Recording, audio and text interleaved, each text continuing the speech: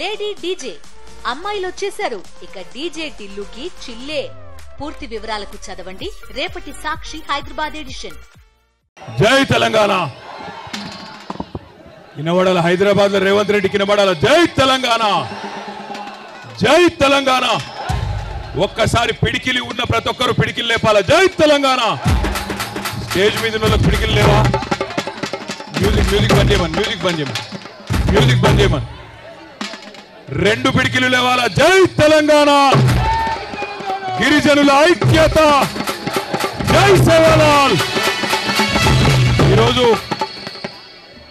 మానుకోటలో ఈ మహాధర్నా కార్యక్రమాన్ని ఏర్పాటు చేసిన మా ఆడబిడ్డ మహబూబాబాద్ జిల్లా బీఆర్ఎస్ పార్టీ అధ్యక్షురాలు, మాజీ పార్లమెంట్ సభ్యురాలు సోదరి మాలోత్ కవిత గారు, గౌరవ మాజీ మంత్రి, మీ అందరికీ సుపరిచితులైన పెద్దలు శ్రీమతి సత్యవతి రాథోడ్ గారు, గౌరవనీయులు పెద్దలు మరొక మాజీ మంత్రివర్యులు రెడ్డి నాయక్ గారు, గౌరవనీయులు మన మహబూబాబాద్ మాజీ శాసనసభ్యులు సోదరులు శంకర్ నాయక్ గారు, గౌరవనీయులు మాజీ మంత్రివర్యులు పెద్దలు ఎర్రబెల్లి దయాకర్ రావు గారు, శాసన మండలిలో మన పార్టీ ప్రతిపక్ష నాయకులు గౌరవనీయులు మధుసూదనాచారి గారు, జనగామ శాసనసభ్యులు సోదరులు పల్లా రాజేశ్వర్ రెడ్డి గారు, సూర్యాపేట శాసనసభ్యులు మాజీ మంత్రివర్యులు గుంతకండ్ల జగదీశ్వర్ రెడ్డి గారు, హుజూరాబాద్ ఎమ్మెల్యే సోదరుడు పాడి కౌశిక్ రెడ్డి గారు, పెద్దలు మీ అందరికీ సుపరిచితులు, ఒక డైరెక్టర్ జనరల్ ఆఫ్ పోలీస్ ర్యాంకులో పనిచేసి ఈరోజు కష్టకాలంలో కేసీఆర్ గారికి మన పార్టీకి అందరికీ అండగా ఉంటున్న గౌరవనీయులు, మొన్ననే నాగర్ కర్నూలు పార్లమెంట్ అభ్యర్థిగా పోటీ చేసిన శ్రీ ఆర్ఎస్ ప్రవీణ్ కుమార్ గారు, గౌరవ మాజీ శాసనసభ్యులు సోదరి హరిప్రియ నాయక్ గారు, గౌరవనీయులు మహబూబాబాద్ ముద్దుబిడ్డ మీ అందరికీ సుపరిచితులు ఎమ్మెల్సీ తక్కెళ్లపల్లి రవీందర్రావు గారు, గౌరవనీయులైన నర్సంపేట మాజీ శాసనసభ్యులు సోదరులు పెద్ది సుదర్శన్ రెడ్డి గారు, వరంగల్ మాజీ శాసనసభ్యులు సోదరులు నన్నపనేని నరేందర్ గారు, అదే మాదిరిగా గౌరవనీయులైన మా ఎంపీ గారు రాజ్యసభలో మీ అందరికీ ఆప్తుడు మహబాద్ ముద్దుబిడ్డ అన్న వద్దిరాజు రవిచంద్ర గారు, మాజీ మంత్రి రెడ్డి నాయక్ గారి పేరు చెప్పిన, ఇంకా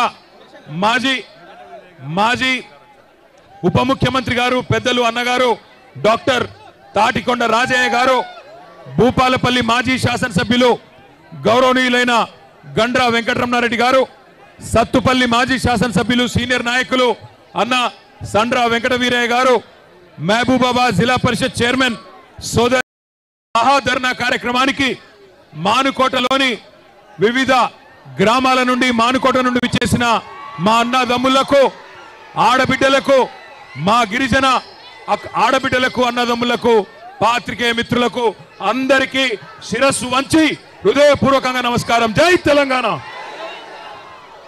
14 ఏళ్ల కిందట, సరిగ్గా 14 ఏళ్ల కిందట ఇదే మానుకోట ఆనాడు తెలంగాణ ఉద్యమంలో ఒక పెద్ద మలుపుకు కారణమైంది. ఇదే మానుకోట.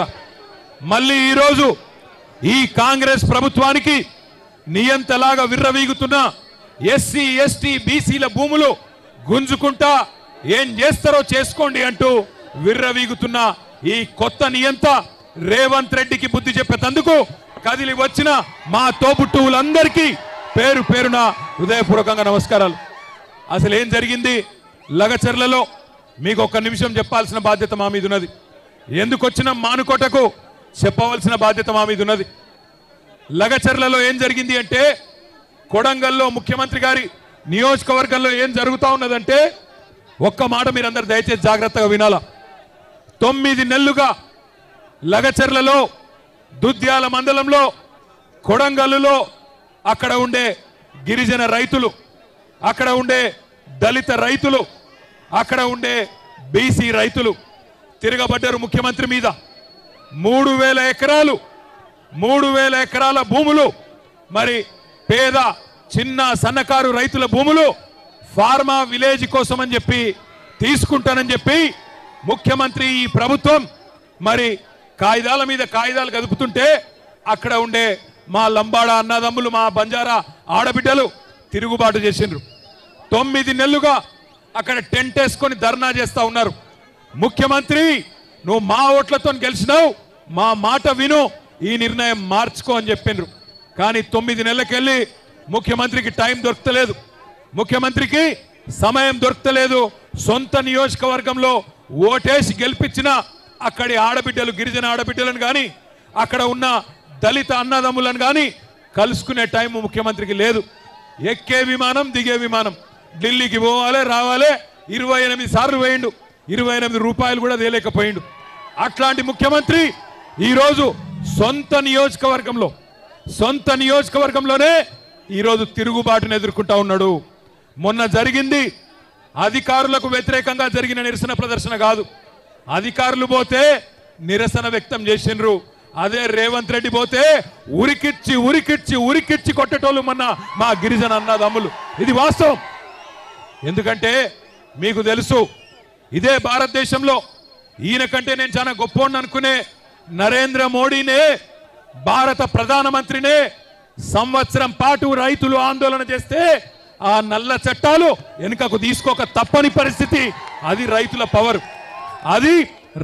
పవర్ భారతదేశంలో ఇలా రైతులతోనే పెట్టుకున్నాడు రేవంత్ రెడ్డి చిన్న సన్నకారు రైతులు బక్కజిక్కిన ప్రాణాలు వాళ్ళతోని ఇలా జులుం చేసే ప్రయత్నం చేస్తా ఉన్నాడు మమ్మల్ని అన్నాడు మాకు డీజీపీ గారికి ఫోన్ చేస్తే మానుకోటలో ధర్నా ఉన్నది మా గిరిజన అన్నదమ్ముల కోసం మా గిరిజన రైతుల కోసం మా ఆడబిడ్డల కోసం ఎవరినైతే మీరు ఇవాళ జైల్లో పెట్టినరో 30 మంది రైతులను వాళ్లకు సంఘీభావంగా మానుకోటలో ఉండే మా బంజారా అన్నదమ్ములు కదులుతున్నారు అంటే ఆయన అంటాడు డీజీపీ గారు అయిపోయింది కదా లగచర్ల ఇక్కడెందుకు అంటాడు మానుకోటలో ధర్నా ఎందుకు అంటాడు ఒక్క మానుకోటలోనే కాదు రేవంత్ రెడ్డి ఈ రాష్ట్రంలో అవసరమైతే ఎక్కడెక్కడ బీద వాళ్ళు ఉన్నారో ఎక్కడెక్కడ గిరిజన రైతులు ఉన్నారో ఎక్కడెక్కడ మా దళిత అన్నదమ్ములు ఉన్నారో ఎక్కడెక్కడ బలహీన వర్గాల అన్నదమ్ములు ఉన్నారో మొత్తం 119 నియోజకవర్గాల్లో అవసరమైతే ఆ కొడంగల్ బక్కజిక్కిన రైతుల కోసం తప్పకుండా బీఆర్ఎస్ పార్టీ ధర్నా చేస్తుంది కదం దొక్కుతుంది కదులుతుంది నీ ప్రభుత్వాన్ని కూకటి వేళ్లతో పెగిలించేదాకా వదిలిపెట్టమనే మాట కూడా విజ్ఞప్తి చేస్తా ఉన్నా ఇంకొక మాట నేను అడుగుతా ఉన్నా మిమ్మల్ని ఆలోచించమని కోరుతున్నా ఎవని కోసం ఫార్మా విలేజ్ అల్లుని కోసం అక్కడ ఫార్మా దుకాణం పెట్టి వాళ్ళ సొంత అల్లుని కోసం ఇవాళ పేదవాళ్ళ భూములు గుంజుకునే ప్రయత్నం చేస్తా ఉన్నాడు ఈ ముఖ్యమంత్రి పేదోళ్ళ కోసం పనిచేస్తలేడు అదాని కోసం అల్లుని కోసం అన్నగాని కోసం తమ్ముడి కోసం వాళ్ళ కోసం తప్ప రాష్ట్రంలో రైతుల కోసం కానీ పేదవాళ్ళ కోసం కానీ ఈ ముఖ్యమంత్రి పనిచేస్తలేడు ఒక్కసారి ఆలోచించండి ఇంకో 10 రోజులైతే సంవత్సరం నిండుతుంది రేవంత్ రెడ్డి ప్రభుత్వం కూర్చొని ఏం చెప్పిండు అన్నాడు యాదకొండల మీ అందరికీ మహబాద్కి వచ్చి ఇవాళ ఇక్కడున్న ఎమ్మెల్యే డోర్నకల్ ఎమ్మెల్యే అదేవిధంగా మహబాద్ జిల్లాలోని ఇల్లెందు ఎమ్మెల్యే సమాధానం చెప్పాలా మీరే కదా ఇంటింటికి వచ్చింది మీరే కదా గల్లీ గల్లీ తిరిగింది 6 గ్యారెంటీలు అన్నారు 100 రోజుల్లో అమలు చేస్తామన్నారు పేదవాళ్ళకు అండగా నిలబడతామన్నారు ఏ ఒక్క హామీ అన్న అమలైందా ఒక్కసారి చెప్పవలసిందిగా కోరుతా ఉన్నా కేసీఆర్ ఉన్నప్పుడు రైతు బంధు పడుతుండే అంటే ఎస్ అనాలే పడుతుండేనా కేసీఆర్ ఉన్నప్పుడు రైతు బంధు టైంకి పడుతుండేనా రైతు బీమా వస్తుండేనా 24 గంటల కరెంట్ వస్తుండేనా మరి రేవంత్ రెడ్డి వచ్చినాక వస్తున్నాయా రైతు బంధు ఎగ్గొట్టిండా రైతు బీమా బంధు పెట్టిండా బోనస్ బోగస్ అయిందా ఆడబిడ్డలకు చెప్పిండు కదా నెలకు 2500 ఇస్తానని వచ్చినాయా మహాలక్ష్మి అన్నాడు మహారాష్ట్రలో కూడా తన్నులు తిన్నాడు మహారాష్ట్ర పోయిండు అక్కడ ఆడబిడ్డలు కూడా బుద్ధి చెప్పిరు వీడు పచ్చి లంగా తెలంగాణలో ఆడబిడ్డలను మోసం చేసిండు మమ్మల మోసం చేసేందుకు వచ్చిండని చెప్పి మహారాష్ట్రలో ఉన్న ఆడబిడ్డలు చైతన్యం ప్రదర్శించిండ్రు కాంగ్రెస్ పార్టీని తన్ని ఎలగొట్టిండ్రు నేను మిమ్మల్ని కోరేది ఒకటే మానుకోటలో ఇక్కడికి వస్తుంటే కొంతమంది ఎమ్మెల్యేలు వాళ్ళు కూడా గిరిజన బిడ్డలే వాళ్ళు కూడా గిరిజన బిడ్డలే. కొంతమంది ఎమ్మెల్యేలు అంటున్నారు రాళ్లతో కొడతారట, నేను వస్తే రాళ్లతో కొడతారట.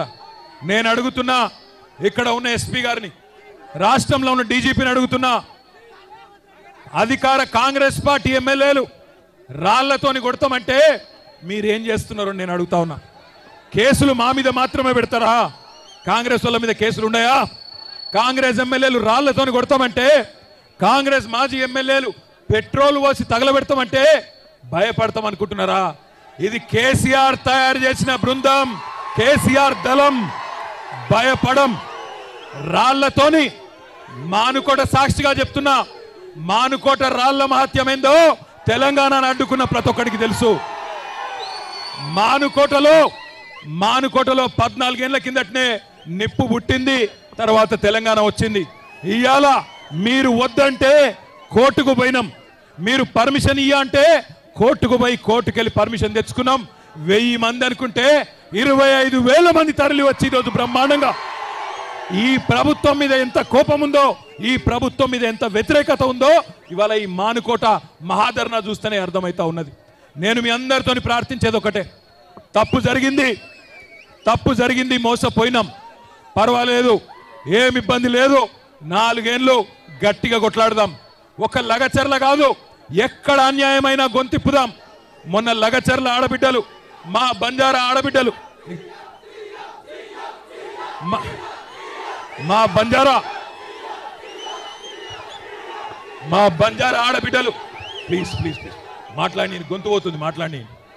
మా బంజారా ఆడబిడ్డలు 30 మంది రైతులను జైల్లో పెడితే వాళ్ళు భయపడలే. మీరు చూసింటారు, జ్యోతి అనే ఆడబిడ్డ 9 నెలల ప్రెగ్నెంట్. ఆమెను మేము అన్నాం, వద్దులే అమ్మా, నువ్వు ఉండు, ఢిల్లీ దాకా ఎందుకు, ఉండు తల్లి అంటే, లేదన్నా నేను బంజారా బిడ్డను కొట్లాడతా, తప్పకుండా రేవంత్ రెడ్డి భరతం పడతా అని చెప్పి ఢిల్లీ దాకా వచ్చింది.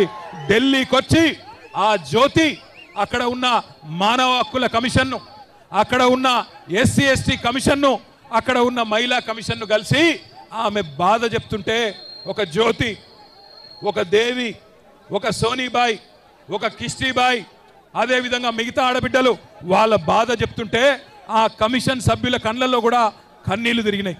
వాళ్లకు కన్నీళ్ళు వస్తున్నాయి, కానీ ఇక్కడ ఉన్న రేవంత్ రెడ్డికి కానీ, ఇక్కడ ఉన్న కాంగ్రెస్ ఎమ్మెల్యేలకు కానీ గిరిజన బిడ్డల కష్టాలు కనబడతలేవు. అందుకే నేను అనేది, లగచర్లలో జరిగింది ఇవాళ రేపు మనకు కూడా జరగచ్చు, రేపు మానుకోటలో కూడా జరగచ్చు, రేపు మిర్యాలగూడలో జరగచ్చు, సాగర్లో జరగచ్చు, రాష్ట్రంలో ఎక్కడైనా జరగచ్చు.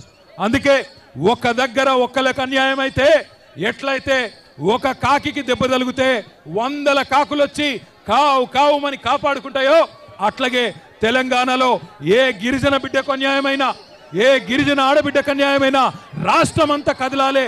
మా గిరిజన అన్నదమ్ములు కదం దొక్కాలని విజ్ఞప్తి చేస్తా ఉన్నా. మీరే కదా ఆనాడు కేసీఆర్ను డిమాండ్ చేస్తే మీకోసమే కదా 6% రిజర్వేషన్ 10% చేసింది. 6% రిజర్వేషన్ చేసింది, 10% కేసీఆర్ గారు చేసిన మాట వాస్తవమేనా? కేసీఆర్ గారు 6% రిజర్వేషన్ 10% చేసిన మాట వాస్తవమేనా కాదా? పోడు భూముల పట్టాలు ఇచ్చింది వాస్తవమేనా? తాండాలు పంచాయతీలు చేసింది వాస్తవమేనా? మరి ఇన్ని చేసిన కేసీఆర్ గారు సరే కొన్ని మాయ మాటలు నమ్మి మోసపోయినాం, ఇబ్బంది లేదు. కానీ రేపటి రోజున ఈ రేవంత్ రెడ్డిని, కాంగ్రెస్ ప్రభుత్వాన్ని మానుకోటలోనే కాదు ఊరూరా ఉరికిచ్చి కొట్టే బాధ్యత కూడా, ఉరికిచ్చి ఓట్లతో తరిమే బాధ్యత కూడా మీరే తీసుకోవాలా. మానుకోట ఇది మొదటి అడుగు మాత్రమే. రాష్ట్ర వ్యాప్తంగా మా కొడంగల్ ఆడబిడ్డల కోసం మద్దతు కూడగడతాం. మానుకోట మొదటి అడుగు, రాష్ట్రం అంతా తిరుగుతాం. రాష్ట్రంలోని ప్రతి తాండా, ప్రతి పల్లె నుంచి కూడా పెద్ద ఎత్తున రైతులను కూడగడతాం. రేవంత్ రెడ్డికి, కాంగ్రెస్ ప్రభుత్వానికి వ్యతిరేకంగా మద్దతు కూడగడతామని చెప్పి కూడా తెలియజేస్తూ, మీ అందరికీ పేరు పేరున మానుకోటలోని తాండాల నుంచి, గ్రామాల నుంచి తరలి వచ్చిన మా అన్నదమ్ములకు, ఆడబిడ్డలకు పేరు పేరున మీ అందరికీ రామ్ రామ్ తెలియజేస్తూ, మళ్ళొక్కసారి బాయ్ బియాన్ రామ్ రామ్. మీ అందరికీ కూడా నేను ఒకటే విజ్ఞప్తి చేసేది, మానుకోటలో ఇవాళ మీరు కదం దొక్కి మాకు శక్తిని, ఉత్సాహాన్ని స్ఫూర్తిని ఏదైతే ఇచ్చినారో జీవితాంతం గుర్తుపెట్టుకుంటాం. మానుకోటకు రుణపడి ఉంటాం.